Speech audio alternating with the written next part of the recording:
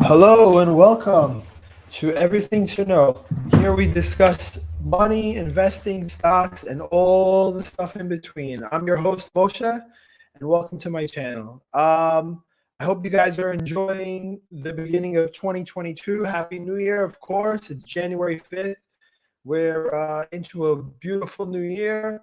Hopefully, it's not as overwhelming and stressful as the last 2 years. I know how many people feel about what's going on. Some people won't say that, but the pandemic hopefully will turn into the endemic. Anyways, in this live, I decided I'm going to go over some movies about investing, and I think it's important to be able to not just educate yourself, but also get entertained. I think it's very excuse me. I think it's very hard to find some good movies that discuss money and can enlighten you, get into it. So here we are. We're going to just dive in. Excuse the whiteboard. I don't know. I was supposed to write something about a picture. Anyways, it doesn't matter. So here we are. Let's go. Let's just get into it. First movie we're going to get into is The Big Short, and I'm going to play the trailer. And give me a moment, and I will share it right now. Let's see. The Big Short trailer share. Here we go.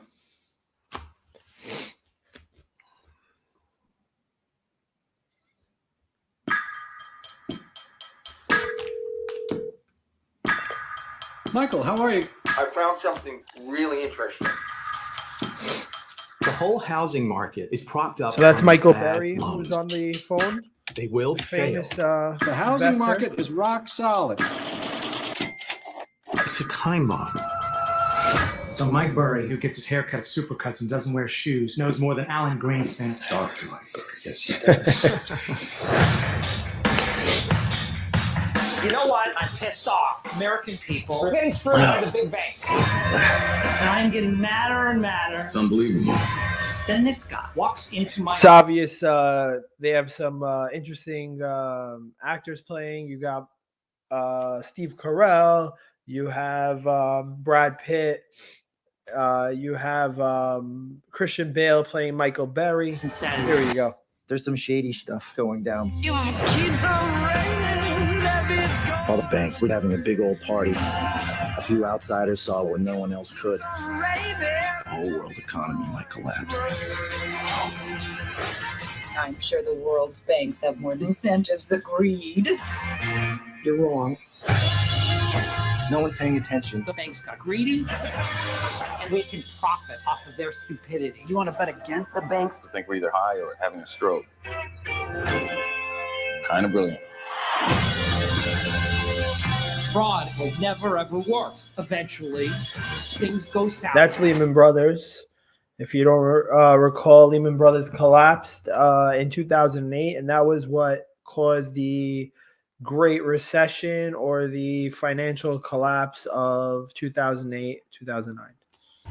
When the hell did we forget all that?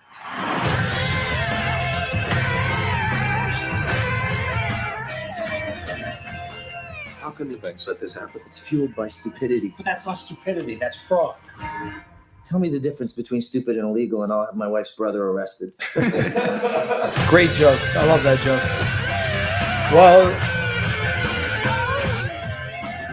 Well, there it is. The Big Short, excuse me.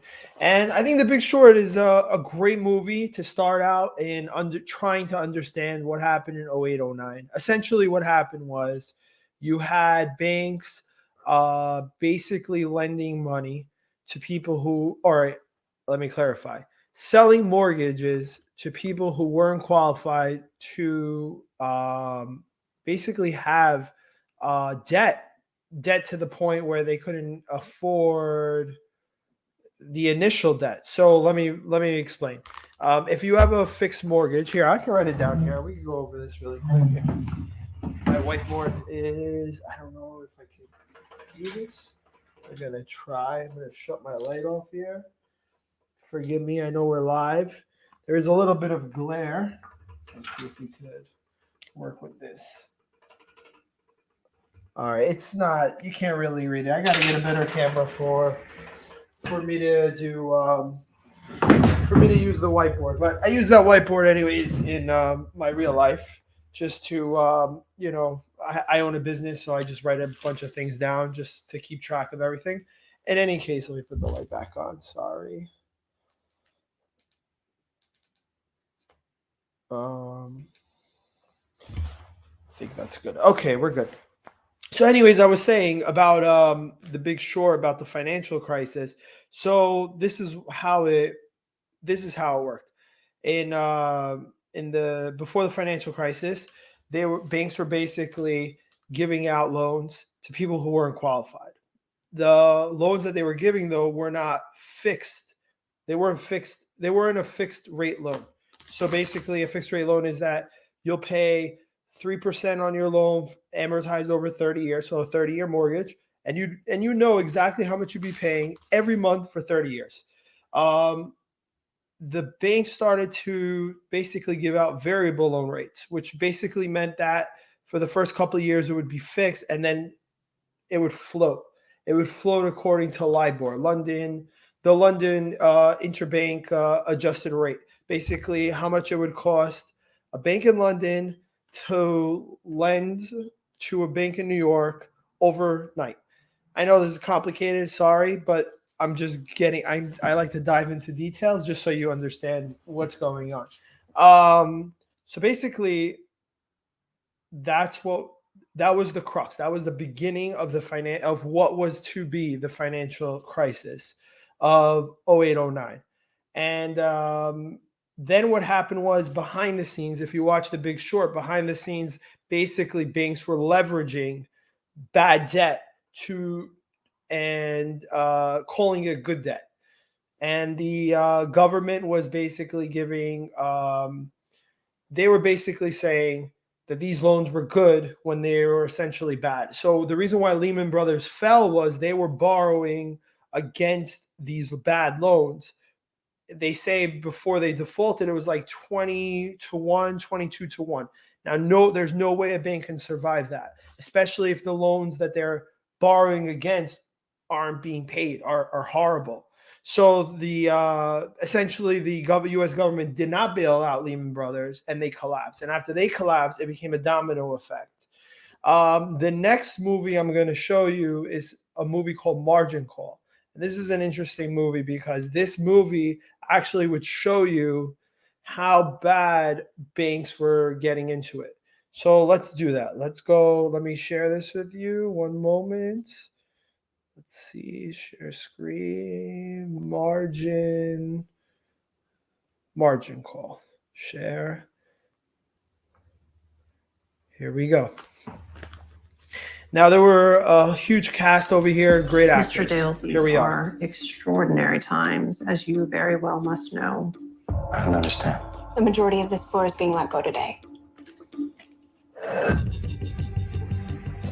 Eric, I'm very sorry. I was working on something, but they wouldn't let me finish it. So take a look at it. Be careful.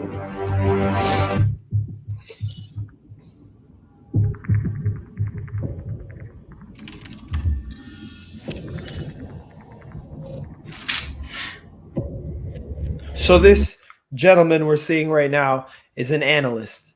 And basically, he discovers that his bank is basically holding horrible debt. And this bank is basically like an example of any bank in 08. Yellow, I need you guys to come back up here. Wait a second. Just trust me, okay? I need you guys back here now. Wait a minute, what am I looking at? This figure here. Whoa, is that? It gets ugly in a hurry. Is that figure right? Looks pretty right to me. There are $8 trillion of paper around the world relying on that equation. But we were wrong. No, you mean you were wrong. Sir, if those assets decreased by just 25%, that loss would be greater than the current market capitalization of this entire company. How long would it take to clear that from our books? You cannot be doing what you're thinking of doing. So it all. today. You're selling something that you know has no value. So basically what happens is that scene that you're watching is they're going to take all the bad debt that they have and they're going to sell it and they're going to get rid of it because they're willing to take a loss on the bad debt than to hold it and basically lose a ton of money, especially if any other bank found out. So imagine they're the first bank to find out. And now eventually everyone will find out once they start selling. So here we go. So that we may survive. There are 3 ways to make a living in this business. Be first, be smarter. The man you're or hearing cheat. right now, Jeremy Irons, he's the CEO of the Look at bank. these people wandering around with absolutely no idea what's about to happen. You're a very important piece of this puzzle. Are you in on this?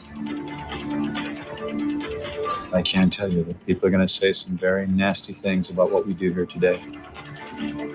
We're going down, and you damn well know it'll be together. I'm not sure that I do know that.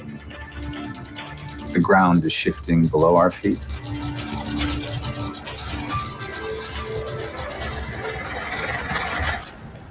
Remember this day, boys. Remember this day.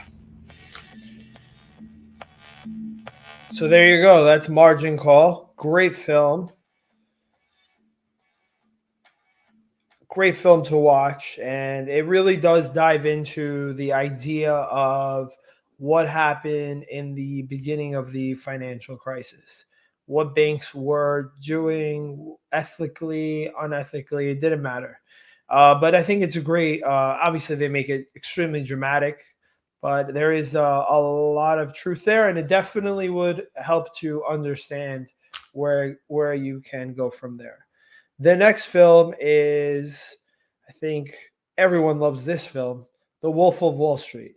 So The Wolf of Wall Street is following Jordan Belfort, who basically conned people. I don't want to say conned, but he basically understood human nature, which is everyone wants to be rich. And a lot of times people are willing to take risk or invest in things they don't quite understand.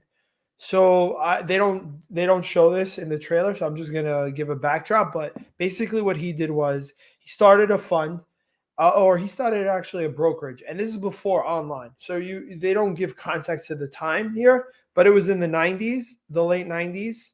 And I'll say this. There was another movie called Boiler Room. And the Boiler Room basically describes what part of what Jordan Belfort did. And a boiler room is basically when a brokerage firm buys a ton of shares of a penny stock or a pink sheet company. Basically now it's regulated, but it's not really regulated. And what they do is then they own a mass amount of shares of this small company that makes absolutely nothing. No value, no money, nothing. But what they do is they hype it. And that's what Jordan Belfort did. He hyped stocks. And you see that today. In YouTube, you see that a lot. Notice I don't really talk about my positions, but further on into the future, I will definitely talk about stocks that I've owned, stocks that I have owned. And I don't really want people to buy the stocks I own. Remember, mind you, full disclosure, I'm not a financial advisor, so I don't want anyone to come back and try to, kill me basically. But I'm not going to tell anybody what to buy. You see a lot of these YouTube guys, they hype stocks. They're like, oh, buy Tesla. And you're like, do you guys even understand how Tesla works? They don't have a clue. They just know Tesla's a cool car company and you should buy it. That's all they know. They don't really dive into the fundamentals of the company. A lot of these guys, I won't mention names. I'm not here to bash anybody on YouTube, but there's a guy that he goes onto Yahoo Finance and he just looks at, the fundamentals. But what he does is he uses forward PE or analysts to determine if it's worth buying. And he uses their numbers to buy. Now, mind you, you never use anyone else's numbers. Warren Buffett, even when Warren Buffett buys a stock, he'll tell you, do the research. If you're buying because I'm buying, that's not a good answer. It's not a good reason to buy. Obviously, he does move markets, but it's not a good reason to buy anything. All right, so let's go to the next one. Wolf of Wall Street. Leonardo DiCaprio, Jonah Hill. Let's go.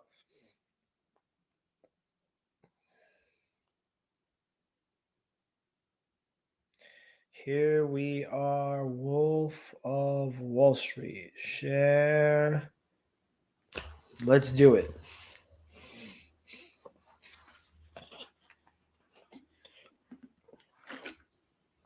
Oops, sorry about that.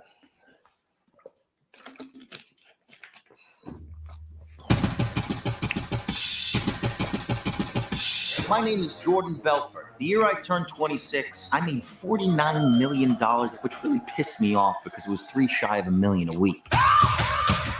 We're making a name for ourselves. Nobody knows if the stock is going to go up, down, sideways, or in circles. You know what a Fugazi is? Oh, Fugazi. It's fake. Yeah, Fugazi. Fugazi, yeah. Fairy dust. Was all this legal? Absolutely not. We were making more money than we knew what to do with. We don't work for you, man. Yeah, my money take you, Goose. Technically, you do work for me. What's wrong, Daddy? Who watches you bring home? Oh my God. FBI. Any kind of booze you might want? No, the Bureau forbids us from drinking.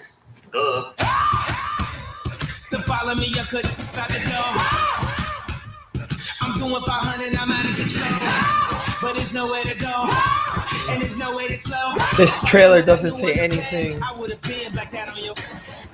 This trailer doesn't tell you anything about the movie. There's a big money. All right, there we go. Launched Maybe they stick. This is their gift. Okay, they're built to be thrown like a lawn dart. 1, 2, Stop. Okay? Safety first. Safety is safety. I is guess first. political We don't wanna get a bad correctness didn't kick in reputation. until the 2000s. And I think I'm possessed. It's the omen, I keep it 300. Like the Romans, 300. Where the Trojans, baby, be living in the moment. I've been in minutes, but alone. And you know it, and you know it, and you know it, and you know it. That's pretty much it. I mean, there's no reason to really go into this, but we all know the movie was an excellent movie. Great film. I think the most important thing to learn from that movie is don't be a scumbag.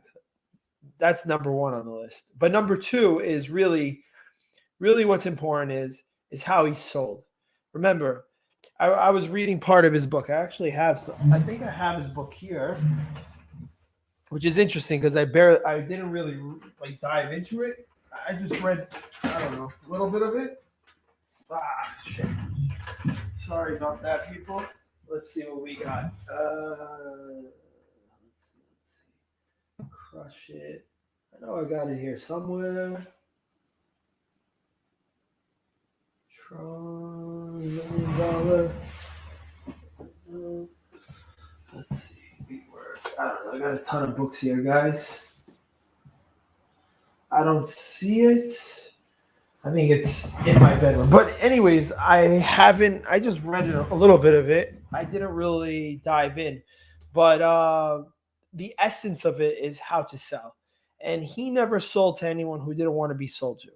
So if you were to call somebody and ask them, I want to be rich, and they say yes, I mean, there you go. You already have, now you just got to pitch it. So that's what he really did. And he mentions about how he used to sell things when he was younger, and how he got lobster, or I think filet mignon, from somebody who didn't want it.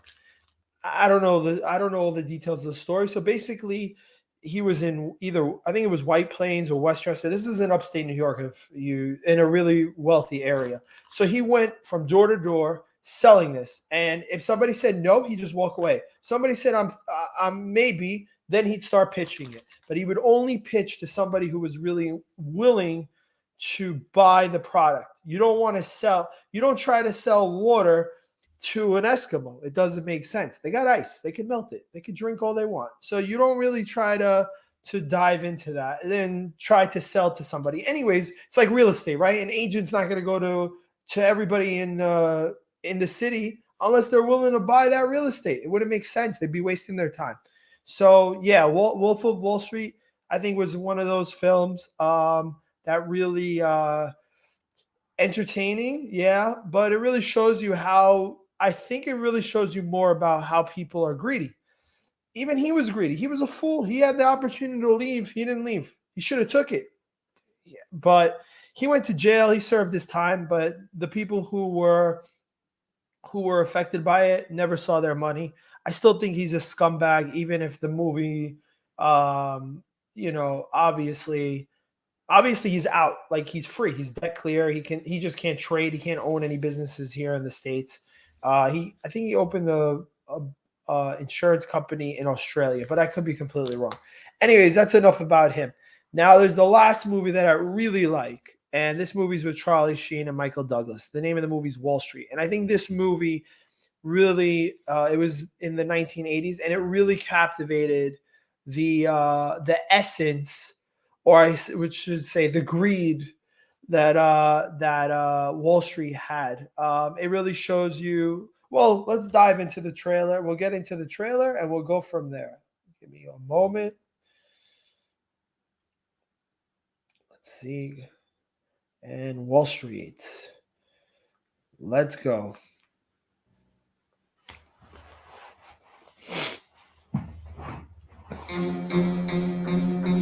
From the director of Platoon, the next battle is 1980s New York. How we miss you. Wall Street. We're going down the drain, okay? The stock is plummeting. When it hits 18, buy it all. Something big is going down. I want you to fill out the missing picture. Mr. Gecko, that's not exactly what I do. Where you can trade your honor. I can lose my license. That's inside information. For power. If you're not inside, you are outside. I want you with me, buddy. I'm with you, Gordon. Trade your peace of mind. Just the beginning, pal. If any trouble does arise, you are on your own. The trail does stop with you. So Charlie Sheen is the stockbroker, and Michael Douglas is the rich investor who essentially is trying to convince him to commit insider information. The action. $100 million, buddy. All it takes is a little inside information. I don't care where or how you get it. I think you owe me. And you can trade everything you believe in. He's using you, kid, but you're too blind to see it. For everything you've ever wanted. I get a strange call from the SEC. This is heavy, bud. Why do you need to wreck this company? Because it's wreckable, all right? Michael Douglas, Charlie Sheen, Daryl Hannah, Martin Sheen, and Oliver Stone film Wall Street. So there's one scene in this movie that there's an argument to be made about greed being good. So this is how I would explain greed. Greed is good until you have to hurt someone else to get what you want. If you don't have to hurt someone else and you want more, great. As long as you don't hurt anyone else doing it. Now there's that moral gray area where, people would say, oh, I overheard Joe there in the golf club tell me buy IBM because they're going to merge with somebody else. Is that considered insider information? The truth of the matter is, you can make the argument that all information can be, if the information is not public, then it's insider information. So that's the rule. That's where the buck stops. And full disclosure, I have worked with publicly traded companies, but I've signed NDAs, and I wouldn't even dare think to invest in those companies. It wouldn't make any sense to invest in a company you do business with that's public. It makes no sense. Yeah, you could probably hear something here and there, or people will tell you something, but at the end of the day, there's just no point. There's no point of investing in it. You can have an edge, but why take that risk? It's not worth it. That's all I'm saying. Even if it's a moral gray or however your compass in terms of your morality is pointing that day, it's not worth it. So better stay away. And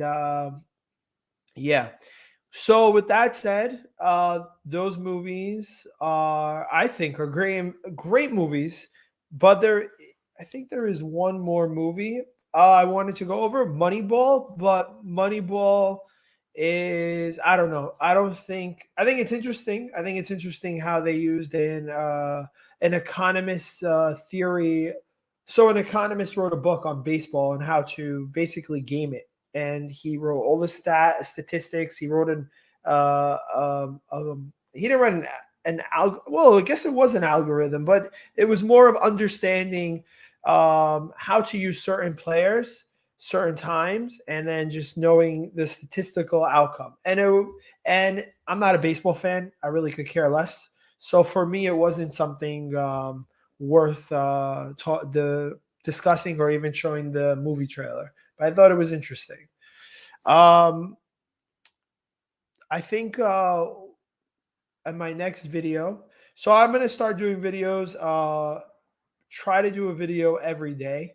I like to do live videos, even though it's 25 minutes long right now, and they are kind of long, but I think there's value in it. I'm trying to be entertaining as well as informative. So I could discuss right now something, but what I'm going to do is I'm going to make one more video discussing things that have happened this week. So thank you for joining me. If you did, please hit the like button and subscribe. I would really appreciate it. And I wish you all a good night.